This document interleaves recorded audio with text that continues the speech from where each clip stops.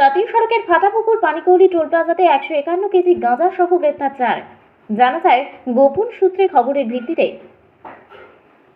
Siliguri metropolitan পুলিশের Phatapukur toll প্লাজাতে রাত্রে ঘাঁটি গাড়ি এসে বসেছিল এসটিএফ বাহিনী। এরপর আজ সকালে সেই সন্দেহজনক গাড়িটি টোল প্লাজাতে আসলে প্রথমে তাকে দাঁড় করানো হয়। এরপর শুরু হয় জিজ্ঞাসাবাদ। গাড়ি চালকের কথায় অসংগতি মেলে এরপর পিছনে থাকা অপর একটি গাড়ি তাকে আটক করে জিজ্ঞাসাবাদ করলে বেরিয়ে আসে আসল রহস্য। দেখা যায় যে ছোট 4 চাকা পিকআপ ভ্যানের ডালার নিচে গোপন চেম্বার বানিয়ে তার মধ্যে 22টি প্যাকেটে 151 গাঁজা ভর্তি করে পাচার করা হচ্ছিল। সেই গাঁজার পিকআপ ভ্যানকে রাস্তা দেখাচ্ছিল একটি বোলেরো পিকআপ। ঘটনাস্থল থেকে আটক করা হয় 4 জনকে। তাদের নাম যথাক্রমে মৌসুম সরকার বয়স 23, হাবলু হোসেন বয়স 24, রফিকুল মিয়া বয়স 22, উত্তম নারায়ণ বয়স 23।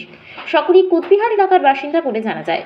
তবে এই পাচারকারীদের সঙ্গে আরও কেউ যুক্ত আছে কিনা সে বিষয়ে খোঁজ চালাচ্ছে শিলিগুড়ি এসটিএফ।